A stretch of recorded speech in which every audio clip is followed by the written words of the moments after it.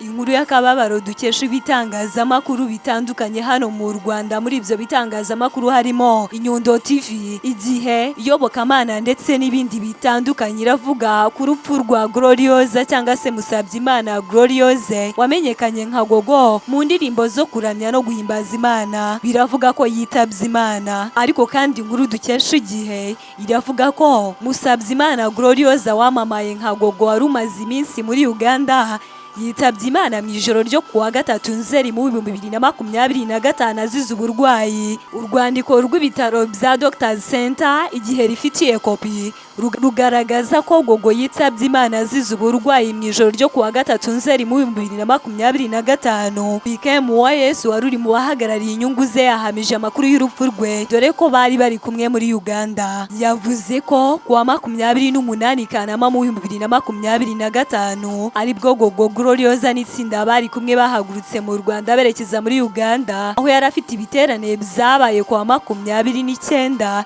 ndetse na 31 Kanama mu 2025 kibera Imbarara. Nyuma yo gutaramira Imbarara kuwa 31 Kanama mu 2025, Gogo n'itsinda bari kumwe bahise berekeza i Kampala, aho bari bafite gahunda na sosiyete yagombaga kwamamariza. Nyuma yo kugera i Kampala, Gogo yatangiye kurwara araremba, ariko kandi abantu bagira ngo biri bworohe, cyane ko ubu burwayi yari abusanzwe bufite. Ubu burwayi bwarushijeho gukomera, birangira ajyanywe kwa muganga, ariko akigerayo ahita yitaba Imana. Gogo ni umunyarwandakazi wari ufite izina rikomeye ku mbuga nkoranyambaga. Iryo zina yarikomoye ku ndirimbo ze zo kuramya no guhimbaza Imana. Muri izo ndirimbo harimo iyo yakunze kumenyekanaho cyane yitwa Blood of Jesus. Nka niyo nkuru media tuti Gloriosa Musabyimana cyangwa se Gogo naruhukire mu mahoro. Wakoze gufata uyu mwanya wose maze ukabana natwe. Nje umvaga ndi niyo nkuru Karine, naho iyi ni niyo nkuru media. Wibuka gukora subscribe, share, like na comment kugira ngo tujye dukomeza kwibanira nawe hano kuri niyo nkuru media. Ariko kandi icyo mpora mbifuriza, Imana ikomeze yagure kandi yobora intambwe zanyu.